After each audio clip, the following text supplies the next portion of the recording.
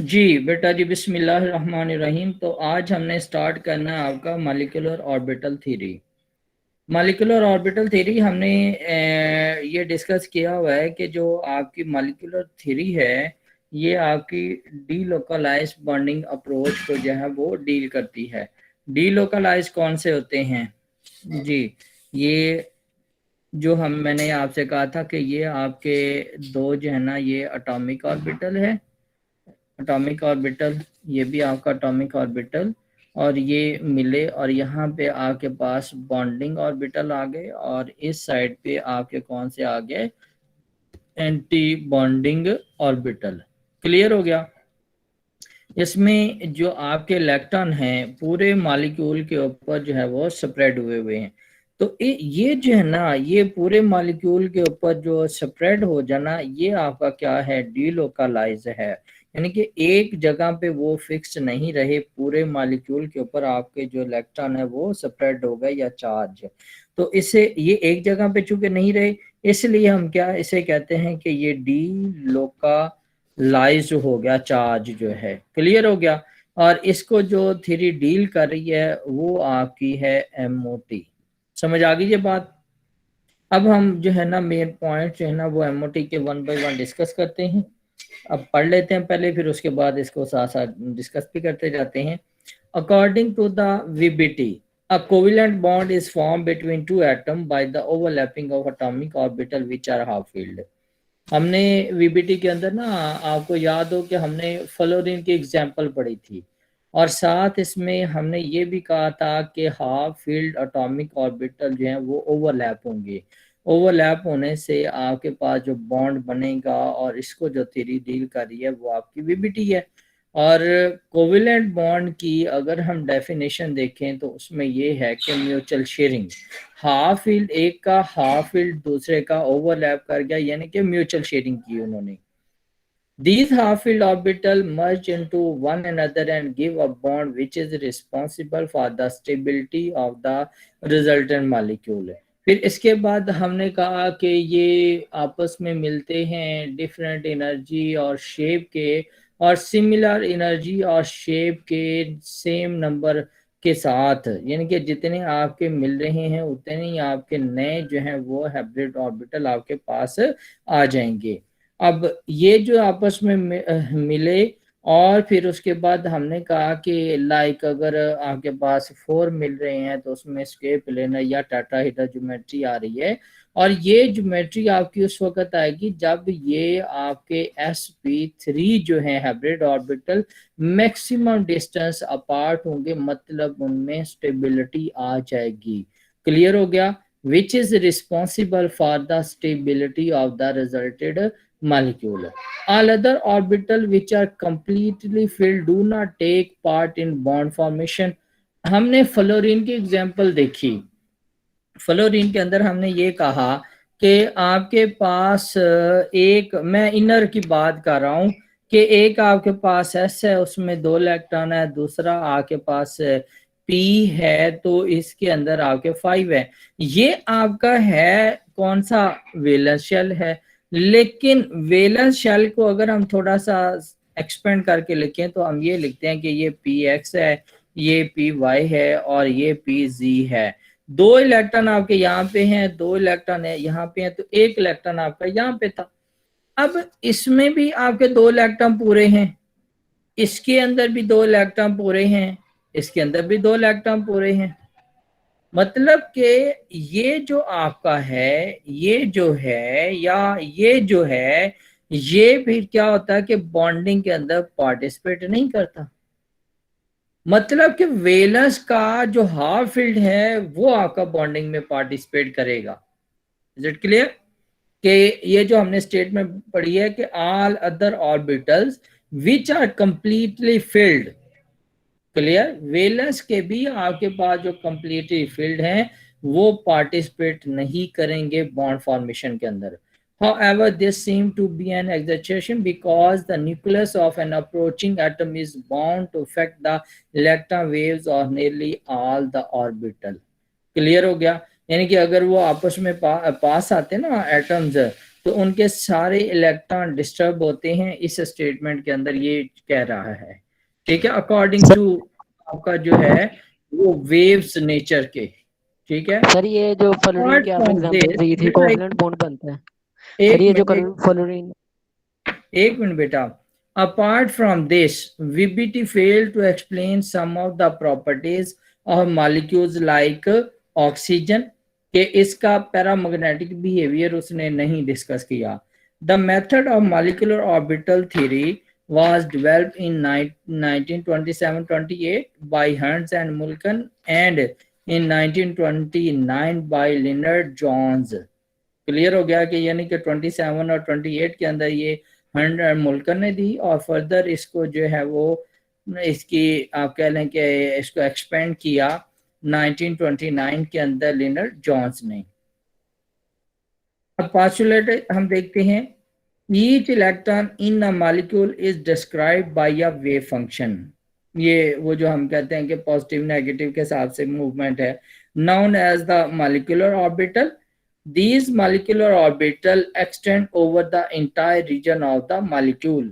ये जो है, ये पीछे जो मैंने आपको बात की, चले मैं यहाँ पे ड्रॉ कर देता हूँ कि ये जो आपका है, ये जो इस तरह उसने कहा कि ये फर्दर जो ना वो एंटायर मॉलिक्यूल के ऊपर जो है वो एक्सपेंड हुए हुए हैं। A molecular orbital has the same significance as an atomic orbital। The molecular orbital are obtained by the linear combination of the atomic orbital of the combining atom। A और B आपस में मिले तो bonding और anti bonding orbital आपके पास आ गए। Each molecular orbital is associated with the definite energy just like an atomic orbital, and the total energy of the molecule is the sum of the energies of all the occupied molecular orbital। कि ये और ये इसकी यानी कि इनकी energy जो है वो इसकी एनर्जी के बराबर होगी। क्लियर?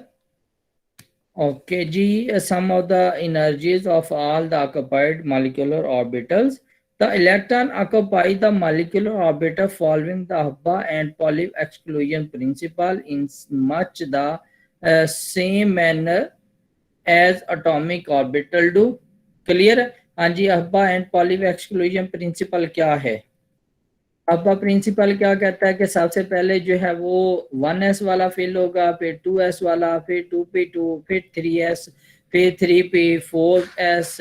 ये जो है आपकी फिलिंग जो है school school public school division public school federal division public school, इस तरह जो आपकी फिलिंग है वो क्या होगी आपकी अब्बा principal. Electron orbiting one or more atom fill the lowest available energy level before filling higher levels। ठीक है, यानी कि जब हम इलेक्ट्रॉन को फिल करते हैं ऑर्बिटल के अंदर तो सबसे पहले आपका ऑर्बिटल वो फिल होगा जिसकी एनर्जी कम होगी, फिर उसके बाद अगला, फिर उसके बाद अगला फिल होगा। ये अब्बा प्रिंसिपल है।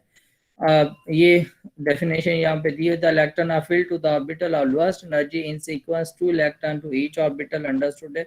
उसके बाद आपका आ जाता है Pauli exclusion principle. Pauli exclusion principle कहता है कि एक ऑर्बिटल के अंदर जो 2 इलेक्ट्रॉन आपके पास आएंगे उनकी स्पिन जो है वो अपोजिट होगी, एक प्लस हाफ के साथ होगा और एक नेगेटिव हाफ के साथ। अब्बा प्रिंसिपल आपका कि लोएस्ट एनर्जी वाला पहले फील्ड होगा, और पॉलिव एक्सक्लूजन क्या है कि दोनों की एनर्जी स्पिन आपकी क्या होगी opposite. Why do anti-bonding molecular orbital have higher energy than the anti-bonding molecular orbital? अब अगर हम देखें ना तो मैंने हमेशा आपको कहा कि ये वाला जो आपका बॉन्डिंग है और ये वाला जो है ये आपका एंटी बॉन्डिंग है। अब अगर एनर्जी के हिसाब से इस तरह इसके साथ ना एनर्जी भी आती है, ये एनर्जी को रिप्रेजेंट कर रहा है, तो इसकी एनर्जी जो है, इसकी जो एनर्जी जो है ये कम है और इसकी एनर्जी जो है हाई है। वो क्यों होता है? क्योंकि ये जो है ना आपके ये बॉन्डिंग वाले इलेक्ट्रॉन हैं, ये बॉन्डिंग वाले इलेक्ट्रॉन हैं और ये इसके अंडर आ रहे हैं दोनों के, ये तो पार्टिसिपेट ही नहीं कर रहे बॉन्डिंग के अंदर। ठीक है, ये आप जैसे हम कहते हैं ना लोन पेयर है तो under the influence of only one nucleus होगा, lone pair under the influence of only one nucleus, और ये जो बॉन्डिंग वाली under the influence of 2 nucleus हैं।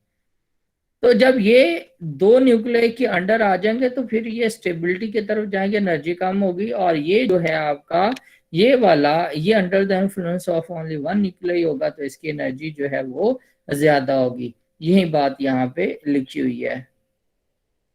ये वैसे बताया कि बॉन्डिंग एंटी बॉन्डिंग मॉलिक्यूल और ऑर्बिटल आपके ठीक हो गया। ये देखें यहाँ पे ये एनर्जी को रिप्रेजेंट कर रहा है कि एनर्जी ऊपर की तरफ आपकी क्या है, ज्यादा है। अब आगे आ जाता है एनर्जी लेवल फॉर मॉलिक्यूल और ऑर्बिटल, कि इनको हम फिल कैसे करेंगे। यहाँ पे डायग्राम दी हुई है, ये है आपकी, कि ये आपका पहले आ जाता है ये molecular orbital energy level diagram for diatomic homonuclear molecules of first and second period, oxygen, fluorine and so on. यानी कि फर्स्ट और सेकंड पीरियड के लिए उन्होंने कहा, और साथ में ये भी कहा कि डाई एटॉमिक होमोन्यूक्लियर एक जैसे लाइक ऑक्सीजन है, फ्लोरीन है, क्लोरीन है, उनके लिए उसने कहा कि ये अरेंजमेंट होगी। अब इसके अंदर 1s तो हम शो ही नहीं कर रहे, ठीक है। हमने क्या करना है कि 2s को रिप्रेजेंट किया, तो ये 2s यहाँ पे आपका सिग्मा आ गया, मॉलिक्यूलर ऑर्बिटल जो है ये सिग्मा है, ये सिग्मा स्टार आ गया। फिर आपका p का है, तो p के जो है ना वो आपके जो px py जो है वो आपके पास आ जाएंगे पाई के, क्योंकि ये आपके जो है ना वो पैरेलल की तरफ चले जाते हैं, तो पैरेलल पे आपका ये आ जाएगा, और 2pz जो है वो आपका सिग्मा आ जाएगा। तो ये आपके दो आ गए, और ये इसका सिग्मा पाई स्टार आ गया, और ये आपका सिग्मा स्टार आ गया।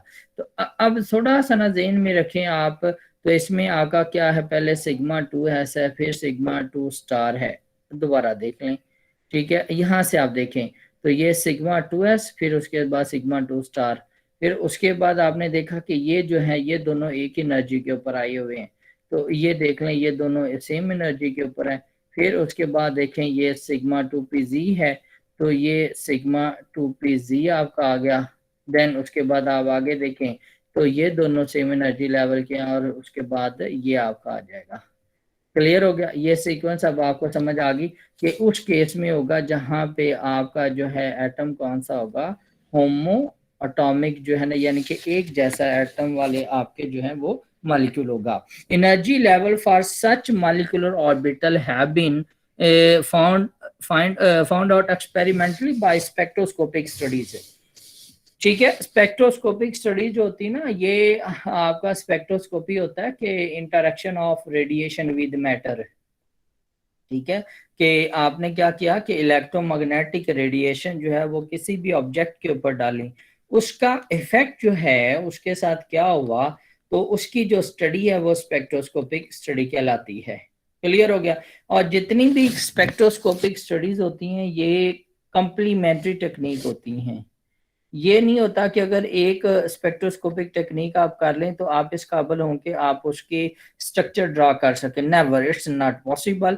तो आप क्या कहते हैं कि spectroscopy is a complementary technique, कि अगर आप यूवी करते हैं ना, ये बिट्स ऑफ इंफॉर्मेशन आपको देती है। हमेशा याद रखें कि स्पेक्ट्रोस्कोपी जो है वो हमें बिट्स ऑफ इंफॉर्मेशन देती है। बिट्स थोड़ी थोड़ी थोड़ी थोड़ी, मतलब कि अगर हम यूवी की बात करें ना, तो यूवी स्पेक्ट्रोस्कोपी है, ये हमें कॉन्जुगेशन के बारे में बताएगी कि मॉलिक्यूल के अंदर double single double single double single कितने हैं और कहाँ तक एक्सटेंड हुआ है। आईआर हमें बताती है कि मॉलिक्यूल के अंदर जो बॉन्ड है वो वाइब्रेट करते रहते हैं जस्ट लाइक स्प्रिंग। और आपका एनएमआर जो है, एनएमआर आपको बताता है कि उसमें आके प्रोटॉन कितने हैं और किस टाइप के हैं, कितने मतलब नंबर, और किस टाइप के केमिकली इक्विवेलेंट है या नॉन केमिकल इक्विवेलेंट है। क्लियर हो गया। कार्बन सर 13 एनएमआर आपको नंबर ऑफ एनएमआर कार्बन के बारे में बताता है। एनएमआर बेटा वही तो बता रहा हूँ कि एनएमआर आपको प्रोटॉन के बारे में बताता है कि नहीं उसमें सर, कितने एनएमआर एनएमआर कौन सी रेडिएशन है sir? Nuclear magnetic resonance. Okay sir. तो ये हमें प्रोटॉन के बारे में बताता है। कार्बन 13 की हम बात करें तो ये हमें कार्बन के बारे में बताता है कि उसके अंदर कितने कार्बन है। तो ये देखें कि हर एक स्पेक्ट्रोस्कोपी ने क्या किया कि हमें बिट्स ऑफ इंफॉर्मेशन दी, कोई हमें जो है वो एग्जैक्ट इंफॉर्मेशन नहीं दी। तो इसीलिए हम कहते हैं कि जो आपकी स्पेक्ट्रोस्कोपी है वो आपकी एक कंप्लीमेंट्री टेक्निक है। कि आप सारी स्पेक्ट्रोस्कोपी करेंगे तो आप इस काबिल होंगे कि उसके स्ट्रक्चर ड्रा कर सकें। इसके बाद आपकी जो है वो अगर हम देखें ना NMR है तो उसके अंदर बेशुमार डिफरेंट टाइप्स आ जाती हैं आपकी। और फिर उसके बाद एक्सरेज आपका आ जाता है। एक्सरे के अंदर आपका पाउडर भी है और सिंगल क्रिस्टल XRD भी है। फिर उसके बाद थोड़ा सा मटेरियल का आप देखें तो उसमें आपका SEM-10 भी आ जाता है। तो ये डिफरेंट टाइप्स हैं आपके स्पेक्ट्रोस्कोपी के जो आप ज्यादातर करते हैं। In order to rising energy in case of the diatomic homonuclear molecules of first and second period of the periodic table, ये आपके पास arrangement आ गई। This order of energy of different molecular orbital is valid for molecules or ions such as, ये देख लें सारे के सारे आपके पास क्या है, डायटोमिक होमोन्यूक्लियर हैं, एक जैसे ही हैं। क्लियर हो गया? The above energy diagram for the molecular orbital is shown in following figure. ये आपको मैंने दिखा दिया। ये अब आपके पास आ जाते हैं कि ये बॉन्डिंग है, ये एंटी बॉन्डिंग है, ये बॉन्डिंग है, फिर आपका ये एंटी बॉन्डिंग है। ये 1s के हिसाब से हमने तो कोर को हमने नहीं दिखाया, हमने जस्ट आपका वैलेंस शो किया था। फिर उसके बाद ये आपका बॉन्डिंग है, ये एंटी बॉन्डिंग, फिर बॉन्डिंग है, ये आपके बॉन्डिंग है, और उसके बाद ये आगे ऊपर आपके कौन से आगे एंटी बॉन्डिंग के। Through experimental proof for oxygen and heavier diatomic molecules has shown in the above sequence of the energy level of molecule is not accurate। ये जो है ना ऑक्सीजन और हैवियर जो होते हैं ना, लाइक पोस्ट आपके आ जाते हैं, पोस्ट एलिमेंट जो ट्रांजिशन एलिमेंट जो है उनके अंदर वो कहता है कि ये सीक्वेंस ऐसा पॉसिबल नहीं है। आवाज आ रही है आप लोगों को? Yes sir. Yes sir. जी सर। उस्मान थोड़ा आ रही है। Usman Usman yes sir. थोड़ा सा ना माइक ऑन कर लिया करो थोड़ी देर बाद ना, और थोड़ा सा हूं कर लिया करो ताकि मुझे पता चल जाए कि रिकॉर्डिंग चल रही है। Okay sir. Okay sir. Net का कोई पता नहीं चलता, किसी वक्त भी चला जाता है और मैं बोलता रहूं और आप लोगों को समझिए पता चले कि एंड पे मुझे कि वो तो लेक्चर ही कहीं दरमियान में रह गया है। जी ठीक है, सर। ठीक है सर। ठीक है सर। जी सर। इंडिकेशन देते रहे हो आप साथ साथ ना। अच्छा जी, और सोना भी नहीं है, बाकी ये ना हो कि बाकी चलो जी इसको डाल दिया हम लोग सो जाए, ये भी नहीं बेटा जी, जरा इख्तियार से आप लोग सुने। और फिर 14 से आपका पेपर होंगे ये जो आपके पेट के इंशाल्लाह। Okay, in case of these elements like oxygen and heavier diatomic molecule, the order of energy level of this is reversed and is 2pz has lesser energy than 2px and 2py। इसीलिए फिर वो क्या होगा कि आपने total इसका order जो है वो रिवर्स कर देना है। आप देखें ना कि पिछली वाली डायग्राम के अंदर हमने क्या किया था कि 2pz को आगे लिखा था और ये हमारे पहले आ गए थे। अब जो है ना ये 2pz जो है पहले आएगा और ये आपका दूसरी तरफ आ जाएगा। अच्छा, ये जो चीज है ना, ये पता होती क्या है कि मैंने आप लोगों को कहा था कि जो आपका अप्रोचिंग है ना लिगेंड, उसका इफेक्ट होता है कि आपके पास एक एटम है तो उसका जो दूसरा एटम उसको जो अप्रोच कर रहा है उसका इफेक्ट क्या हो रहा है उसके ऊपर। ठीक है, तो उसकी वजह से यानी कि वो एक्सियल है या नॉन एक्सियल है, ये इफेक्ट शो होते हैं। Therefore, the order of rising energy of the molecular orbital for these molecule is this। देख लें यहाँ पे सिर्फ आपका चेंज हुआ है कि यहाँ पे, और फिर उसके बाद ये वाला यहाँ पे चेंज हो गया। This order of energy of different molecular orbital is valid for only molecules for ions such as the oxygen, ये जो आपका सुपर ऑक्साइड है या पर ऑक्साइड है F2 एंड ये आपका Ne2, ये हाइपोथेटिकल मॉलिक्यूल है।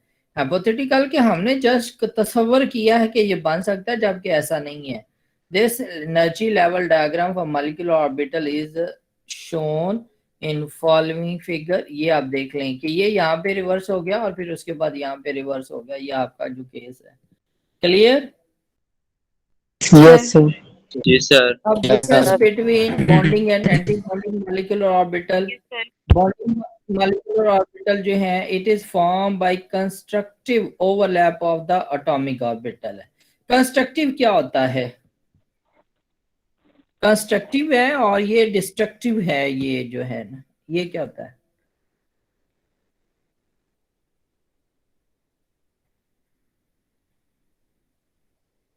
Crust No. ट्रफ क्या होते हैं?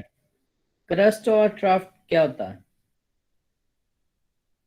जी? कंस्ट्रक्शन अमीर का कंस्ट्रक्ट होता है ना, और डिस्ट्रक्ट होता है कि ऐसे तोड़ना। तामीर। अब मैं आपको बताता हूँ कि मैं जरा स्पेक्ट्रोस्कोपी के हवाले से पहले आपको एग्जांपल देता हूँ कि अगर आप ना मैस स्पेक्ट्रोस्कोपी करते हैं तो उसमें सैंपल जो है ना उसका सोल्यूशन आप बनाते हैं और डायरेक्ट इंजेक्शन मोड से ना इंस्ट्रूमेंट के अंदर जो मैस स्पेक्ट्रोफोटोमीटर होता है ना उसके अंदर इंजेक्ट करते हैं।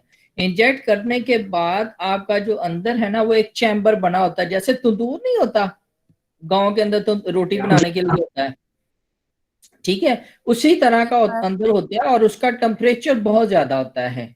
जैसे ही आपने इंजेक्शन के थ्रू, इंजेक्शन होता है वो स्टील का बना हुआ ना इसी तरह का होता है, तो वो उसके अंदर फिल करके ना मटेरियल पीछे ना प्रेशर से उसके अंदर डालते हैं और अंदर कॉलम लगा होता है, ये सारी चीजें। फर्स्ट ऑफ ऑल जो है ना एक चैम्बर होता है, उस चैम्बर के अंदर ना टेम्परेचर बहुत ज्यादा होता है, गैस भी उसके अंदर आ रही होती है, ऑर्गन वगैरह लाइक दैट। तो जैसे ही आप उसके अंदर वो डालते हैं ना अपना सैंपल डायरेक्ट इंजेक्शन मोड से, तो उसके अंदर टेम्परेचर बहुत ज्यादा होता है। जैसे ही वो टेम्परेचर को वो आपका सैंपल टच करता है ना या उसमें पहुंचता है तो वो वेपोराइज होना शुरू हो जाता है, यानी कि वो गैसेस में बनता है, फिर उसके बाद ऊपर बम्बार्डमेंट है आपकी गैसेस की, तो फ्रेगमेंट के अंदर कन्वर्ट हो जाता है। अगर सपोज मैं एग्जांपल देता हूँ CH4 की कर ले, तो इसमें जी आपका CH3 एक हो गया और एक आपका H आपका लैदा हो गया, आयन में आ गया, तो ये इस तरह ब्रेक हो जाता है। अब ब्रेक होने के बाद ये फिर सारा मैस हमारे पास आता जाता है, ये जब ये कॉलम से गुजरते हैं ना फिर उसके बाद आगे कॉलम होता है, तो ये सारे फ्रेगमेंट वन बाय वन जो है वो जैसे हम कहते हैं सेल बाय सेल जो है कि ब्लड आपका जो जहाँ पे नैरो आपकी वो आर्टरीज हो जाती हैं तो एक एक सेल आपका ब्लड का गुजरता है, इसी तरह फिर ये जो है आपका फ्रेगमेंटेशन के बाद आगे कॉलम लगा होता है, तो उस कॉलम के अंदर आपके ये फ्रेगमेंट एक एक करके गुजरते हैं। तो उसका जो स्पेक्ट्रो आपके पास स्पेक्ट्रा आता है ना, ठीक है, तो उसके ऊपर जो पीक्स आती हैं वो एक फ्रेगमेंट को फिर अगला फ्रेगमेंट गुजरा तो उस अगले को वो शो करेंगी, यानी कि उसका मैस शो करती जाती हैं कि इतना मैस का मालिक्यूल यहाँ से गुजरा, अब इतने मैस का मालिक्यूल गुजर गया, अब इतने मैस का मालिक्यूल आपके पास गुजर गया, ठीक हो गया। और वो फाइनली आपका जो है सैंपल जो है वो उससे बाहर आता है, तो अब वो सारे का सारा क्या है डिकम्पोज हो चुका है, फ्रेगमेंट उसके बन चुके हैं। अगर मैंने शुरू के अंदर C2H4 डाला है तो एंड पे मेरे पास उसके डिफरेंट फ्रेगमेंट आ गए हैं, C2H4 नहीं मेरे पास आया। अब ये क्या हुआ कि जो सैंपल था वो आपका क्या हो गया डिस्ट्रक्टिव की तरफ चला गया, जो उसकी नेचर थी वो खत्म होगी। अब इसी तरह मैं क्या करता हूं कि अगर मैं IR करता हूं तो IR के अंदर मैं सैंपल लेके जाता हूं, कोई भी मैं सैंपल लेके जाता हूं, एक क्रिस्टल लेके जाता हूं और उसका मैं IR करता हूं। IR सॉलिड का होता है। जब मैंने सॉलिड का IR किया और मेरे पास डाटा आ गया, उसके ऊपर तो जस्ट मैंने इलेक्ट्रोमैग्नेटिक रेडिएशन डाली है एक क्रिस्टल के ऊपर ना, और मेरे पास उसका डाटा आ गया कि उसके अंदर बॉन्ड की वाइब्रेशन ये है, बेंडिंग और जो भी आपकी है कि लाइक दैट इस तरह जो भी आपकी है वो ये आ गई है। और उसके बाद इस कंपाउंड को, इस सैंपल को मैं दोबारा किसी और स्पेक्ट्रोस्कोपी के लिए भी यूज कर सकता हूँ। तो इसे कहते हैं ये आपकी जो टेक्निक है वो कंस्ट्रक्टिव है। क्लियर? अब एक होता है कि आपने अगर फिजिक्स में पढ़ा हो कि दो डिफरेंट वेव्स अगर आ रही हैं तो क्रस्ट और ट्रफ अगर एक दूसरे के ऊपर आ जाते हैं तो वो एक दूसरे के इफेक्ट को इनहांस कर देते हैं, वो होता है कंस्ट्रक्टिव ओवरलैप। और अगर वो एक दूसरे के इफेक्ट को क्या करें, क्रस्ट और ट्रफ एक दूसरे के ऊपर ना आए तो वो एक दूसरे के इफेक्ट को क्या करते हैं डिस्ट्रॉय कर देते हैं, उसे हम कहते हैं डिस्ट्रक्टिव ओवरलैप। क्लियर होगी बात, समझ आ गई? कंस्ट्रक्टिव और Yes, destructive, sir. Clear? It possesses lower energy than the atomic orbital, इसीलिए तो हम क्या करते हैं इसकी एनर्जी कम होती है। तो ये आपके एटॉमिक ऑर्बिटल है ना, ये देखें बेटा ये एटॉमिक ऑर्बिटल है, ये एटॉमिक ऑर्बिटल है, तो हमने बॉन्डिंग ऑर्बिटल या मॉलिक्यूल ऑर्बिटल उसको नीचे लिखा है, इससे नीचे लिखा है क्योंकि इसकी एनर्जी कम है। क्यों? क्योंकि ये स्टेबल जो है इसलिए हमने इसको कहा कि ये नीचे होगा, इसकी एनर्जी कम होगी। ओके, और इसकी एनर्जी आपकी हाई होगी। The electron density is high in the region between the nuclear of bonded atom. Understood है कि मैंने कहा कि ये दो न्यूक्लियर के अंदर है और इलेक्ट्रॉन डेंसिटी आपकी यहाँ पे ज्यादा है, जहाँ क्योंकि एनर्जी जो इसकी कम होगी, एनर्जी कम है मीन कि ये मॉलिक्यूल आपका स्टेबल है, इसकी स्टेबिलिटी ज्यादा है, इसके अंदर बॉन्ड जो है वो मैक्सिमम डिस्टेंस अपार्ट है, ये प्रॉपर ज्योमेट्री रखता है मॉलिक्यूल आपका, इसके अंदर स्ट्रेन आपका जीरो है। समझ आ गई ये जो एनर्जी कम है क्यों होगी? क्लियर? यस सर, जी बिल्कुल, जी जी बिल्कुल। Okay, the electron density is lower in the bonded region between the nuclear bonded. ये एंटी बॉन्डिंग के केस में तो अंडरस्टूड है, वो आपके इलेक्ट्रॉन डेंसिटी है ही कम ना। तो its formation take place when loops of atomic orbital have a different sign. Positive negative की वो जो बात कर रहा है, its formation take place when the loops of atomic orbital have the same sign. क्योंकि इनमें रिपल्शन भी फिर ज्यादा आ रही है ना, कि ये देखे ना, ये एक प्लस का मिला और दूसरा हाफ का मिला, यानी कि प्लस हाफ और दूसरा नेगेटिव हाफ का मिला, तो ये आपके पास आगे बन गए। समझ आ गई? Loops of atomic orbital have a different sign. अब इसके अंदर तो दोनों के अंदर तो इलेक्ट्रॉन है और सेम स्पिन के साथ हैं। आपको पता है कि वो जो आपका लोन पेयर है उसमें रिपल्शन ज्यादा होती है ना, उनके आपस में भी रिपल्शन होती है। जी सर। क्लियर होगी बात? समझ आ गई? Yes sir. ओके सर, जी sir. Condition for the combination of atomic orbital. Before the atomic orbital should combine to give molecular orbital, the following condition must be satisfied. The atomic orbital should be of comparable energy. Comparable energy के वो मिलते जुलते हों कि उनका bond बन सके। ये नहीं है कि मैं कहूँ कि सोडियम का मैं जनाब बना देता हूँ उसके साथ डबल गैसेस के साथ, तो ऐसा तो पॉसिबल ही नहीं है। The atomic orbital should have the same symmetry about the molecular axis. उसकी सिमेट्री भी उसके साथ मैच करती हो। सिमेट्री क्या? वैसे तो सिमेट्री अगर हम देखें ना तो सिमेट्री का मतलब है खूबसूरती, ठीक है, लेकिन केमिस्ट्री में ये है कि उसके साइन जो है, उसकी एनर्जी जो है, उसकी कंडीशन जो फॉर्म बॉन्ड बनने की है वो सारी फुलफिल हो रही हो। The atomic orbital should overlap to a considerable extent. Understood है? वो एक्सटेंट तक वो ओवरलैप होंगे तो आपका बॉन्ड बनेगा।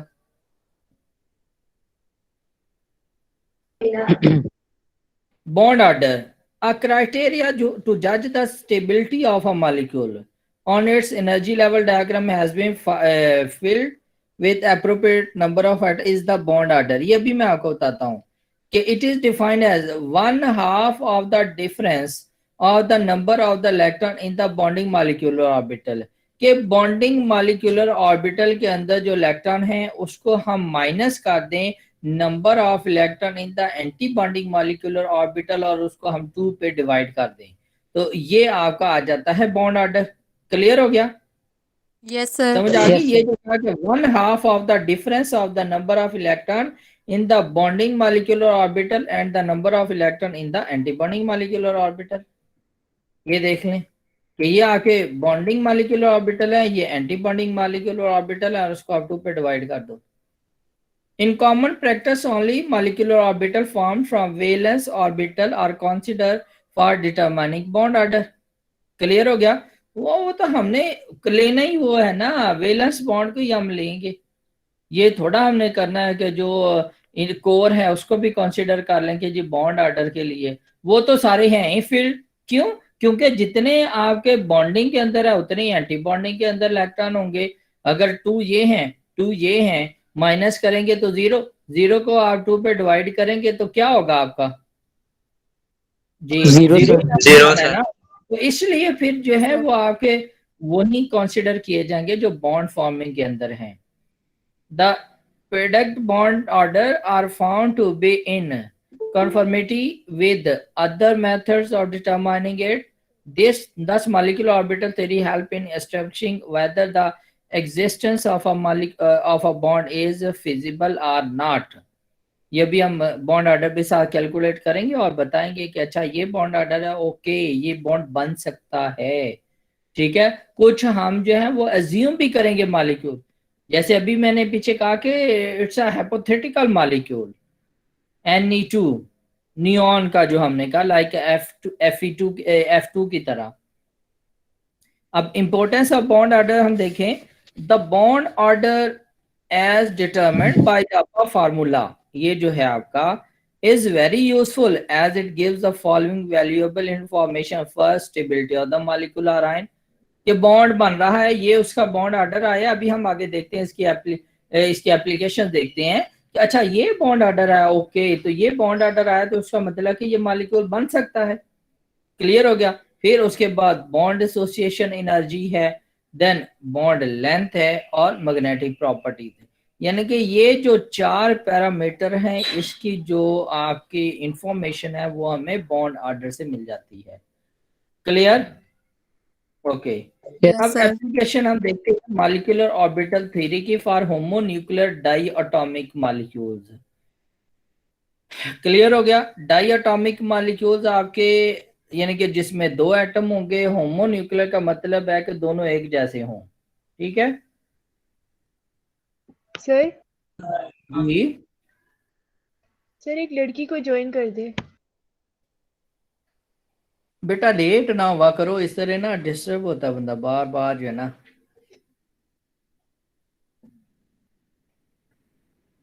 उसे कहीं कॉल करे।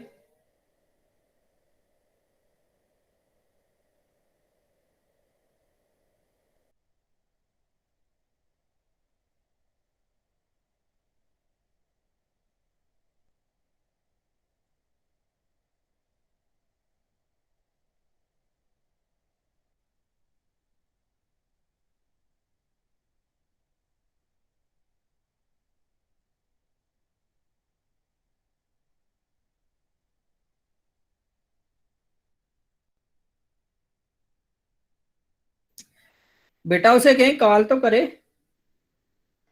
सर मैंने बोला है।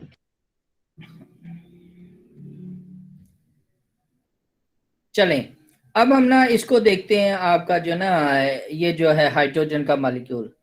पहले तो आप इसकी ना ये डायग्राम देखें कि ये एक इलेक्ट्रॉन इसके पास है, हाइड्रोजन के पास, एक इसके पास है।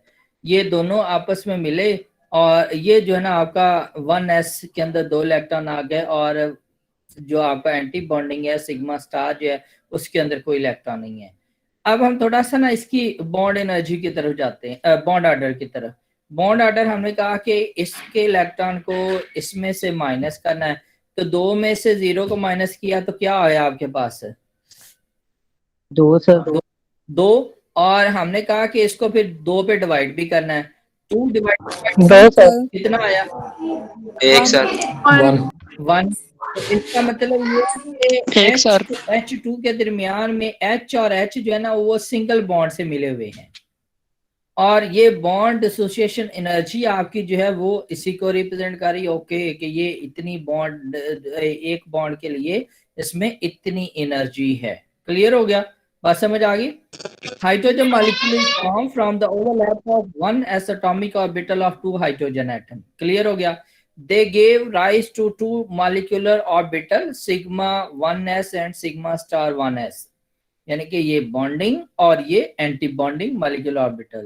The molecules has 2 electron which occupy the lower energy mean bonding molecular orbital as shown in the following diagram, जो भी हमने देखी है। The electronic configuration of the molecule is represented this, ये आपस में 2 मिले और यहाँ पे फिर उसके बाद बॉन्ड ऑर्डर हमने कहा कि ये 1 है। क्लियर हो गया? Yes sir. Thus the 2 hydrogen atom are bonded through only 1 bond in the molecule. ये भी हमें पता चल गया कि ये बॉन्ड ऑर्डर ने हमें बता दिया कि इन दोनों, इसमें जो है वो एक आपका बॉन्ड बनेगा। We concluded that the hydrogen molecule is stable, which indeed it is. It has bond dissociation energy of 435 kilojoule per mole and is diamagnetic in nature. Diamagnetic मतलब इसके अंदर तो लोन पेयर वो सिंगल इलेक्ट्रॉन है ही नहीं, 2 electron है, दोनों pair हुए हैं। एक प्लस हाफ का ये है, नेगेटिव का हाफ है, दोनों एक दूसरे के इफेक्ट को कैंसिल कर रहे हैं, तो इसकी एनर्जी क्या होगी? 0। सॉरी, इसमें पेड अनपेड इलेक्ट्रॉन ही नहीं है, तो एक का जो स्पिन है वो दूसरे के स्पिन के साथ कैंसिल हो रहा है। क्लियर होगी बात? समझ आ गई? यस अब सर। जी सर। ये मॉलिक्यूल को देखते हैं, ये हाइपोथेटिकल मॉलिक्यूल है, ये हमने कंसीडर किया कि ये ऐसा मॉलिक्यूल भी हो सकता है, लेकिन अगर हम इसका बॉन्ड ऑर्डर देखते हैं उसी तरह आपने इसके अंदर जो है वो इलेक्ट्रॉन को फिल करना है। हीलियम, ये देखें ये आपका है हीलियम का, तो इसके अंदर 2 इलेक्ट्रॉन यहाँ पे है, 2 इलेक्ट्रॉन यहाँ पे है, तो ये आपस में मिले तो 2 यहाँ पे 2 यहाँ पे, 2 - 2 0 डिवाइडेड बाई 2 0। क्लियर हो गया? तो इसका बॉन्ड ऑर्डर आपके पास क्या आ गया? 0। जब बॉन्ड ऑर्डर ही 0 है तो इसने बात ही खत्म कर दी है कि इसके दरमियान तो पॉसिबिलिटी नहीं है कि कोई भी बॉन्ड बन सके। ठीक है, इसलिए हमने कहा कि ये हाइपोथेटिकल मॉलिक्यूल है आपका। क्लियर? Yes sir. देन जी सर। आगे आप ये देख लें, ये ज्योमेट्री आपको ये दी हुई है, मैंने नोट्स दिए हुए। अब नाइट्रोजन मॉलिक्यूल का अगर हम देखें तो नाइट्रोजन मॉलिक्यूल की ये आपकी जो है वो इलेक्ट्रॉनिक कॉन्फ़िगरेशन है। हमें पता है कि इसके बाहर वाले शेल के अंदर क्या है, ये 5 इलेक्ट्रॉन है, हर एक के अंदर एक एक इलेक्ट्रॉन है। इस एस के अंदर 2 है, इस एस के अंदर 1 इलेक्ट्रॉन है। इसको तो हम ना भी लेना तो कोई फायदा, इसका कोई मसला ही नहीं है, क्योंकि ये एस के अंदर आपको पता है कि मैक्सिमम 2 इलेक्ट्रॉन आते हैं। क्लियर हो गया? तो ये जितने ऊपर होंगे उतने ही नीचे होंगे, या जितने नीचे हैं उतने ही ऊपर हो गए। बात तो आपकी ये है कि बॉन्ड आपका यहाँ पे बन रहा है। फातिमा फरूक को करना था ज्वाइन। Yes sir. ओके, तो जितने ऊपर नीचे थे उतने ही ऊपर है, यानी कि क्या हो गया कि आपके पास, चलो डायग्राम देख लेते हैं। ये आपके पास केस है, ये देखिए मैंने 1s वाला तो शो ही नहीं करवाया, मैंने वैलेंस को ले लिया है। वैलेंस के 2s जो है ना, 2 नीचे हैं तो 2 ऊपर है, बात ही खत्म होगी। ठीक हो गया, इसका बॉन्ड ऑर्डर वैसे 0 आया। अब हम 2p को देखते हैं, तो 2p को अगर हम देखें ना तो 3 इधर इलेक्ट्रॉन है एक एटम के, 3 इधर इलेक्ट्रॉन है एक एटम की। क्लियर हो गया? बात समझ आई? तो ये Yes, अब sir. 6 इलेक्ट्रॉन आपके Yes, sir. नीचे हैं, 6 इलेक्ट्रॉन नीचे हैं। 6 - 0 6 डिवाइडेड बाय 2 कितना आ गया? 3।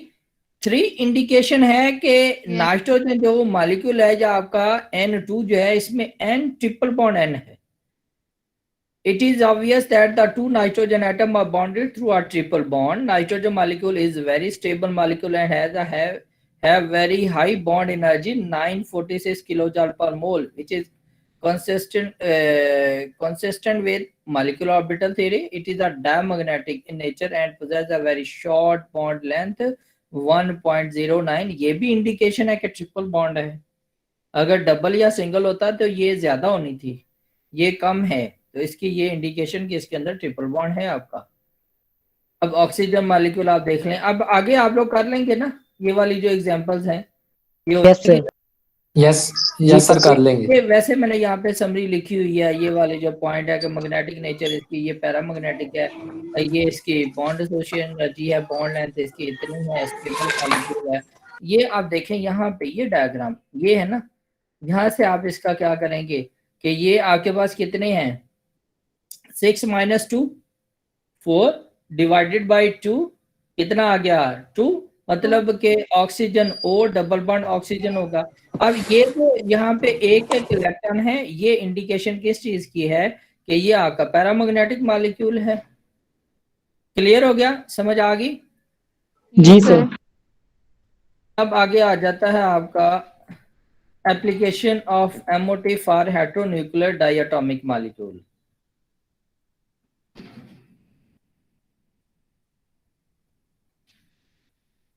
पीछे जो हमने डिस्कस किए ना बेटा, उसके अंदर दोनों मॉलिक्यूल एक जैसे हैं। अब यहाँ पे आप देखें कि लाइक आपके पास कार्बन मोनोऑक्साइड मॉलिक्यूल दिया है, एक साइड पे हमने कार्बन रख लेना, दूसरी साइड पे ऑक्सीजन रख लेंगे, और फिर उसके बाद हम देखेंगे इसको। ये आपकी क्या सर, है? सर ये एनर्जी वाला बताएं, वो पीछे है तो फिर व्हाई डज द वो एनर्जी। मैंने जानबूझ के छोड़ा, इसको रहने दो अभी। Okay sir. कि ये आपके पास कार्बन और ऑक्सीजन है, ठीक हो गया। हमें पता है कि ये इसके अंदर इलेक्ट्रॉनिक कॉन्फ़िगरेशन आपकी, और ऑक्सीजन के अंदर ये है। इसके हिसाब से अब हम क्या करेंगे, इसकी ये पिक्चर ड्रा करेंगे। ये आपका इस साइड पे कार्बन है और इस साइड पे आपका ऑक्सीजन है। ये ऑक्सीजन के अंदर आपके 2s के अंदर 2, कार्बन के अंदर जो 2s के अंदर 2 इलेक्ट्रॉन है, और इधर ऑक्सीजन के 2s के अंदर 2 इलेक्ट्रॉन है, यानी कि 2 नीचे और 2 ऊपर। बॉन्डिंग मॉलिक्यूलर ऑर्बिटल फिल और एंटी बॉन्डिंग मॉलिक्यूलर ऑर्बिटल भी फिल हो गया। अब ये 2p है आपका, 2p के अंदर आपके 2 इलेक्ट्रॉन कार्बन के अंदर, और जो 2p आपका ऑक्सीजन का है उसके अंदर आपके पास कितने हैं, 4 इलेक्ट्रॉन है। टोटल आपके 4 और 2 6 है, 6 आपके नीचे आ गए, ये देखें, ठीक है। ये जब आपस में मिलते हैं तो ये सारे इलेक्ट्रॉन जो हैं वो, जैसे हमने कहा था कि डिफरेंट एनर्जी ऑफ शेप के ऑर्बिटल मिलेंगे और सेम एनर्जी और शेप के आपके पास हाइब्रिड ऑर्बिटल आएंगे। सेम केस वो है यहाँ पे, तो इनके अंदर इलेक्ट्रॉन की डिस्ट्रीब्यूशन जो है वो इक्वल हो जाएगी जो मॉलिक्यूलर ऑर्बिटल है। तो ये 6 - 0 डिवाइडेड बाय 2 कितना आ जाएगा, 3। मतलब कि आपका जो कार्बन और ऑक्सीजन के दरमियान में ये ट्रिपल बॉन्ड एग्जिस्ट होता है, ये जो चीज है। क्लियर हो गया? सर ये और 3 बॉन्ड सही से समझ नहीं Yes, लगा, sir. बॉन्डिंग सर वो कैसे बॉन्डिंग में जाते हैं 3 बॉन्ड, सर? वो बॉन्डिंग इलेक्ट्रॉन्स जो हैं वो 6 कैसे हो जाते हैं सर? उधर तो एक जो है वो बिल्कुल ही एम्प्टी है। एक आपका जो ऑक्सीजन के ऊपर लोन पेयर है ना, वो कोऑर्डिनेट कोवेलेंट बॉन्ड बना लेता है कार्बन के साथ। ये मैंने पहले भी एक्सप्लेन की हुई है ज्योमेट्री। ओके सर, जी सर, बताया आपने। ये वो वाला सर, उधर 2 इलेक्ट्रॉन शो किए हैं। हाँ जी, वही आ जाएगा ना, ठीक हो गया। तो ये यस डायमैग्नेटिक है क्योंकि यहाँ पे आपके पास कोई अनपेड इलेक्ट्रॉन नहीं है। इसी तरह अब आगे आप लोगों ने ये देख लेना है कि बोरोन ऑक्साइड मॉलिक्यूल आपका है, ठीक है। अच्छा, अब बोरोन ऑक्साइड है ना, तो आपको पता है कि बोरोन, मैंने पहले भी बताया कि ये इलेक्ट्रॉन डेफिशिएंट मॉलिक्यूल है। इलेक्ट्रॉन डेफिशिएंट मैंने आपको बताया कि नहीं बताया? बताया। ठीक है, जिसके बाहर सेल में इलेक्ट्रॉन आगे कंप्लीट नहीं है, ठीक हो गया। अब इस मॉलिक्यूल के शेल को कंप्लीट करने के लिए फिर ऑक्सीजन के अंदर जो इलेक्ट्रॉन है उनकी मूवमेंट है। ये आपके पास बोरोन है, ये यहाँ पे आपके पास 2 इलेक्ट्रॉन 2s के अंदर, और ये 2s के अंदर ये फील्ड हो गया। 2p के अंदर बोरोन में 1 इलेक्ट्रॉन है और ऑक्सीजन के अंदर आपके पास ये 4 है, टोटल आपके 5 आ गए। अब 5 में 4 नीचे 1 ऊपर है, लेकिन हमने तो ये कंसीडर करना है कि ये 5 है। 5 - 0 डिवाइडेड बाई 2 आपका क्या रिजल्ट आ गया, 2.5। अब 2.5 आपका शो कर रहा है कि इसके अंदर फ्रैक्शनल बॉन्ड है। फ्रैक्शनल बॉन्ड मतलब मूवमेंट ऑफ इलेक्ट्रॉन इसके अंदर होगी, ठीक है। या सिंपल आप ये भी कह सकते हैं कि ये आपका इलेक्ट्रॉन डेफिशिएंट मॉलिक्यूल है। क्लियर हो सर। गया? समझ आ गई ये बात? Sir resonance. Yes sir. जी मेरा बेटा, रेजोनेंस ही हम वो फ्रैक्शनल जी सर। बॉन्ड कहते हैं ना। जी सर, जी sir.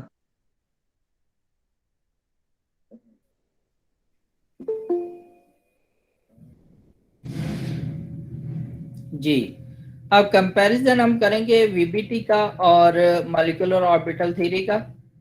Both the theory explain the formation of covalent bond, ऐसा ही है। म्यूचुअल शेयरिंग हम कर रहे हैं ना दोनों के अंदर। जी सर, जी sir. Both the theories of covalent bond is sir formed by the overlapping atomic orbital have appropriate symmetry about the molecular axis। Understood है? appropriate जो में उनकी सिमेट्री होगी तो वो ओवरलैप करेंगे या म्यूचुअल शेयरिंग जो है वो शो करेंगे। According to both, electronic charge reside on the region between the atomic nuclei in bond formation। Understood है? Both the method lead to formation of two type of bond, sigma and pi। हमने भी यहाँ पे sigma और pi की बात की, पीछे भी यही था। In both the method, the atomic and molecular orbital are filled up according to same principle, AFPA and Pauli exclusion principle। They count for the directional nature of the bond। Clear हो गया? इनका behaviour हमें पता होता है कि इस side से जाएंगे तो और है, इस साइड से जाएंगे तो और है। Atomic orbital of same energy and the same symmetry overlap to produce strong bond। Clear हो गया? Appropriate की बात ऊपर हमने कर दी है। इस सिमिलरिटी की अगर हम बात करें, VBT approach only valence electron are involved in bond formation। हमने कहा कि वैलेंस के अंदर, ठीक है, VBT के अंदर हमने कहा कि वैलेंस वाले हैं, जबकि यहाँ पे हम मॉलिक्यूलर ऑर्बिटल थ्योरी के अंदर ना हम क्या कर रहे हैं, 1s को भी ले रहे हैं, 2s को भी ले रहे हैं और 2p को भी ले रहे हैं। Orbital of bonded atom can not lose their identity. ठीक हो गया, तो जैसे थे वैसे ही रहे, लेकिन यहाँ पे तो हमारे पास जो है ना वो एटॉमिक से मॉलिक्यूलर की तरफ हम बात कर लेते हैं कि ये आ गया हमारे पास। It does not offer a simple method of excited state in molecules. ठीक हो गया, it offer a simple and more convenient description of excited state of the molecule. ठीक है कि यानी मिल रहे हैं मॉलिक्यूलर ऑर्बिटल बने, लेकिन इसमें तो वो सिंपल नहीं है ना, इसमें तो हमने कहा कि हाइब्रिडाइजेशन का भी प्रोसेस होता है, फिर आके ये चीजें मिलती हैं और ये हाइब्रिड ऑर्बिटल मिलते हैं, फिर आज जाके बॉन्डिंग होती है। Resonance play an important role in VBT. हमने बड़ा डिटेल के साथ वीबीटी के अंदर ये टॉपिक डिस्कस किया, और एमओटी के अंदर तो हमने इसको देखा भी नहीं है। It does not explain the paramagnetic behavior of oxygen, जबकि इसमें हमने देखा कि ऑक्सीजन का पैरामैग्नेटिक बिहेवियर कैसे है। It does not explain the non-existence of helium molecule. वहां पे हमने हीलियम की कोई एग्जांपल नहीं ली वीबीटी के अंदर, जबकि यहाँ पे हमने हाइपोथेटिकल एग्जांपल ली उसकी मॉलिक्यूल की और उसको एक्सप्लेन किया कि ये नहीं एग्जिस्ट कर सकती। It explained that inert gases have orbital already spin paired, so they have no tendency to form any linkage, क्योंकि उनके अंदर बॉन्ड नहीं बन सकता, वो फील्ड है।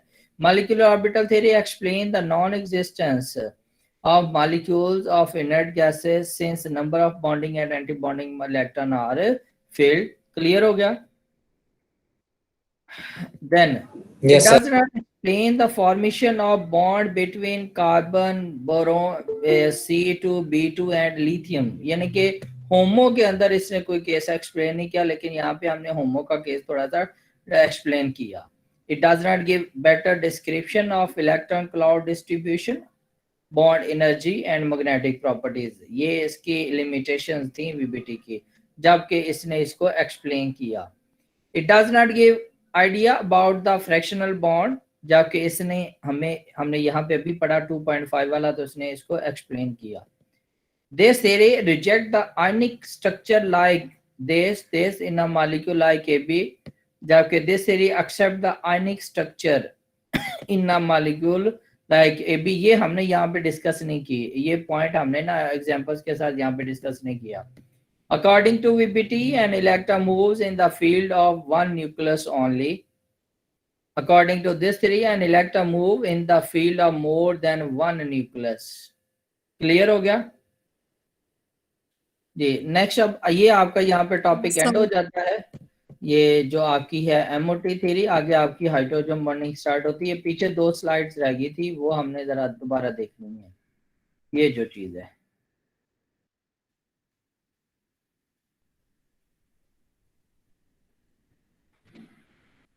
केमिस्ट्री वाले भी बैठे हैं यहाँ पे? जी सर। सर जी बैठे सर। हुए हैं। जी सर। बोलेंगे? Yes sir. Yes sir. आप लोगों को केमिस्ट्री काफी आती बोल लगता तो है रहे मुझे। हैं। बीएस केमिस्ट्री वाले, अल्हम्दुलिल्लाह सर। अच्छा हमारा बेटा बात सुनो, आप ना ऐसे फजूल में ना बच्चों को ऐड ना करो। इसको आपने व्हाट्सएप के अंदर ऐड करना, मुझे पहले बता दो कि इसको मैंने ऐड करना और इस वजह से करना है, ठीक है? Okay, why does the energy value for molecular orbital 2px is equal to 2py becomes greater than that of sigma 2pz? ठीक हो गया? While making the molecular orbital diagram, why does the energy value for molecular orbital, ये जो हमने पीछे कहा कि इसकी जो है वो आपके पास क्या होगी, ज्यादा होगी, और फिर इसकी than that of this when the electron of p atomic orbital start pairing, or we can say that its number become greater than 3. The 2pz comes below 2px and 2py in energy level diagram, but it is so when the electron in 2p atomic orbital are more than 3, whereas when the number of electron is 3 or less than 2pz is placed above। बात समझ आ गई कि electron का है उसने कि 3 आ जाएंगे तो ये ऐसे ऊपर चला जाएगा, कम हो गया तो नीचे आ जाएगा। वाई ऐसा क्यों है? The 2pz orbital are involved in head-on overlap. 2pz head on overlap which has more probability of finding the electron। यानी कि अगर इसकी जो है वो हेड ऑन ओवरलैपिंग है तो इसके अंदर इलेक्ट्रॉन के आने के चांसेस ज्यादा हैं in the common space. The px and py orbital overlap laterally and not axial, taking comparatively less regional space of the orbital and thus less probability of finding the electron। Clear हो गया? इसने ये यहाँ पे कह दिया कि not axial. Not axial का मतलब ये है कि ये उसके ऊपर आ जाएगा। नॉन एक्सियल होगा तो उसके अंदर चांसेस ही कम हो जाएंगे। जब एक्सियल होगा तो वो ज्यादा होगा कि बिल्कुल उसके ऊपर आ रहा है। नॉन एक्सियल होता है कि जो दरमियान में आ जाए ना, ठीक है। Due to the tendency of achieving stability, it is assumed that the hybridized orbital where there is more probability of finding an electron has less energy।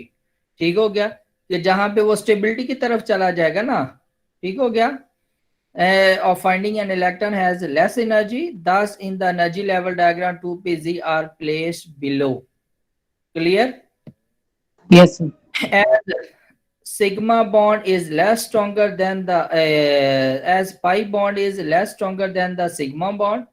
Clear है? ये बात हमें पहले भी पता है क्योंकि ये पैरेलल है ना आपका सिग्मा बॉन्ड, और सॉरी पाई बॉन्ड पैरेलल है और सिग्मा आपका हेड टू हेड है।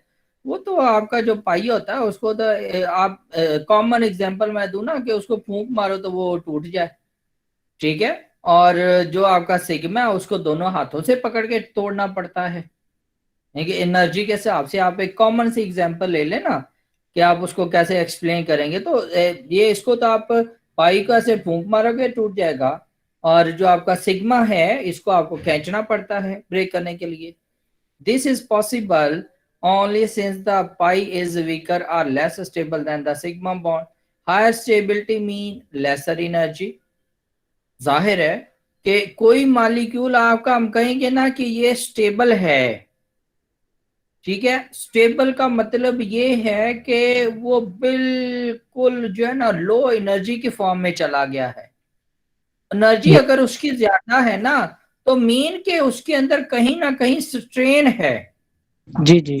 कहीं ना कहीं स्ट्रेन है, मतलब उसको हम ना ऐसे थोड़ा सा हाथ लगाएंगे तो वो ब्रेक हो जाएगा। हाथ लगाएं ब्रेक होने का मतलब ये नहीं है कि बिल्कुल आप उसको हाथ लगाएं तो ब्रेक हो जाएगा, हाथ में पकड़ेंगे तो वो फ्रैगमेंट में आ जाएगा आपके पास, ऐसा नहीं है, ठीक है। मतलब कि उसके लिए एनर्जी कम चाहिए होगी हमारे लिए, ठीक है। Thus the sigma bond has lesser energy than the pi bond, hence the pi molecular orbital are filled only after the sigma molecular orbital are filled, after each orbital acquire one electron। Clear हो गया? तो ये बेटा जी आपका यहाँ तक and हो गया एमओटी थ्योरी का। तो हम नेक्स्ट जो है वो अब नेक्स्ट वीक आपकी जो क्लास होगी फिर उसके अंदर हम हाइड्रोजन बॉन्डिंग जो है वो स्टार्ट करेंगे। Clear? Yes sir. Sir mid का सिलेबस कौन सा होगा? Yes sir. और कोई बात सर, आपने मेरे का- लेक्चर से रेलेवेंट पूछनी है तो पहले बताएं ना, मैं रिकॉर्डिंग ऑफ कर दूं। सर ये आपसे पूछना है। एक मिनट आपका वो टॉपिक हम अभी डिस्कस करते हैं। अभी इस लेक्चर का मैं एंड करने लगा हूं, रिकॉर्डिंग ऑफ होने लगी है। Okay sir.